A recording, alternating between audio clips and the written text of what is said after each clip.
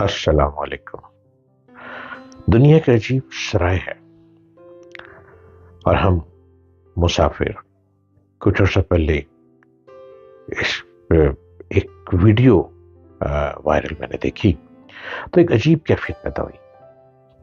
انسان مادی چیزوں کے لیے اتنا گر جاتا ہے کہ میں حیران ہو گیا۔ اس ویڈیو میں اپنے باپ کو بیٹے مار رہے تھے اور باپ کو زمین پر لٹا کر پیروں سے مارا۔ اس بیچارے باپ کا کیا حال ہوا، بیچارہ مر گیا۔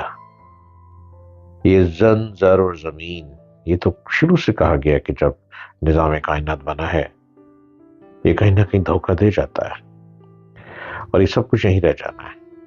جب انسان دنیا سے جاتا ہے، اور آپ نے بھی بہت سے فیونرل کو اٹینڈ کیا ہے، کیا حالت ہوتی ہے؟ انسان اکیلا جا رہا ہوتا ہے اور اس باڈی کو اٹھا کر اس ویرانے میں قبرستان کے حوالے کیا جا رہا ہوتا ہے۔ اس کی جائیداد، دولت، سب کچھ یہیں رہ جاتی ہے۔ قرآن پاک میں ارشاد ہے کہ جب والدین بڑھاپے کی عمر کے پہنچ جائیں تو انہیں اف تک نہ کہو۔ اور یہ جو ویڈیو میں نے جو دیکھی، جس کا میں ذکر آپ سے کر رہا ہوں، یہ ویڈیو دیکھ کر پورے جسم پر ایک لرزہ طاری ہو گیا کہ صرف زمین کے چند ٹکڑوں کی خاطر باپ کے ساتھ یہ سلوک۔ آج کے دور میں انسان نے صرف مادی چیزوں کو ہی اپنے لیے آسائش سمجھ رکھا ہے۔ حالانکہ حدیث مبارک ہے کہ اس دنیا میں ایسے رہو جیسے کہ کوئی سرائے ہے اور تم مسافر۔ سو دنیا ایک مسافر خانہ ہے اور ہم مسافر ہیں جو ایک متعین مدت کے لیے یہاں قیام پذیر ہیں۔ اس دنیا میں زندگی بے بندگی، شرمندگی کے سوا کچھ بھی نہیں۔ اور ہم لڑتے ہیں، ہم اپنی انا کے لیے لڑتے ہیں، مرتے ہیں، ایک دوسرے کو مارتے ہیں۔ اف اللہ، اب تو بلڈ شیڈ تو بہت ہونے لگ پڑا ہے۔ اللہ تعالیٰ نے اشرف المخلوقات کا درجہ دیا انسان کو، تو اس درجے کو نبھانا سب سے اہم ہے۔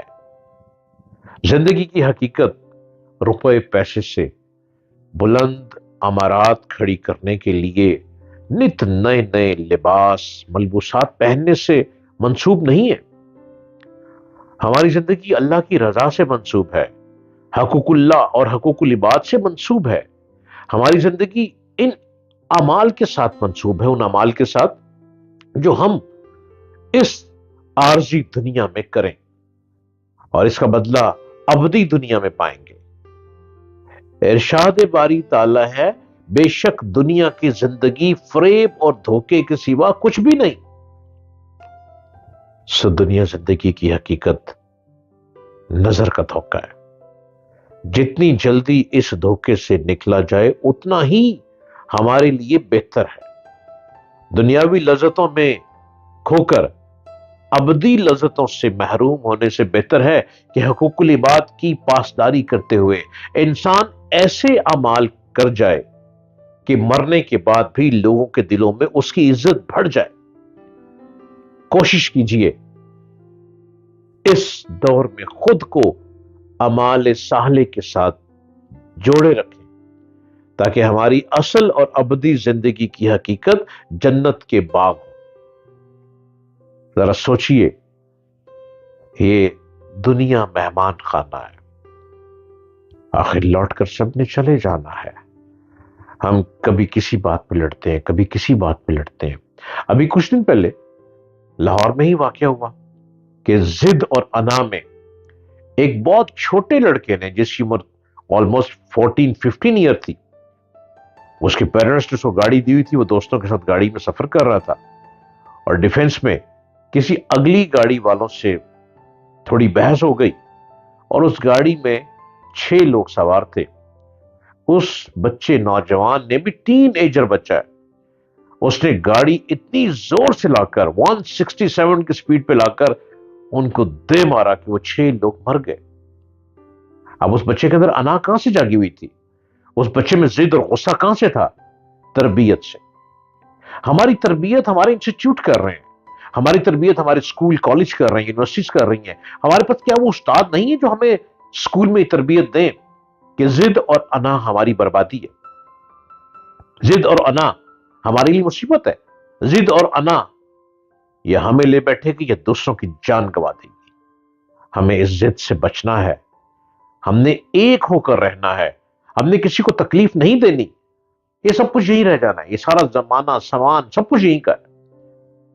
جانا ہے تو اکیلے ہی جانا ہے، اکیلے آئے اکیلے چلے جانا ہے. اسی طرح ایک اور واقعہ چونگ کے قریب ہوا کہ گاڑی میں ایک لڑکی جا رہی ہے، اس کا بھائی ڈرائیو کر رہا ہے اور کہیں گاڑی غلطی سے ہٹ ہو گئی تو گاڑی میں ایک چھوٹا نوجوان بیٹھا تھا، وہ لڑ پڑا. اس نے اپنے ماموں کو فون کیا، اس کے ماموں گاڑی میں آ گئے اور ان کے گھر تک پیچھا کیا اور جا کے فائر کیے جب تک کہ اس لڑکی کی جان نہ چلی گئی. اور لڑکی میڈیکل کالج کی اسٹوڈنٹ تھی اور اس کے فادر سعودی عرب سے آئے ہوئے تھے اپنے بچوں کو ملنے، اور گھر میں دروازے پہ دستک دی اور دروازے پہ فادر نے کہا یہ تو مر گئی ہے بیچاری جس کو تم گولیاں مار رہے ہو. یہ معاشرہ ہے ہمارا. ہم کس کو کیا بتائیں گے؟ ہم کسی کو کیا منہ دکھائیں گے؟ ہم کسی دوسرے ملکوں میں کیسے فیس کریں گے کہ ہم اپنے ہی گھر کو جلائے چلے جا رہے ہیں، ہم ایک دوسرے کو خود ہی مارے چلے جا رہے ہیں. ہمیں پتہ ہی نہیں ہم اس کو کیوں مار رہے ہیں. مارنے والے کو نہیں پتا وہ دوسرے کو کیوں مار رہا ہے، اور مرنے والے کو نہیں پتا کہ اس کی جان کیوں لی جا رہی ہے. لا اینڈ آرڈر جس ملک میں اسٹرانگ ہوگا وہاں یہ واقعات کبھی پیدا نہیں ہوں گے.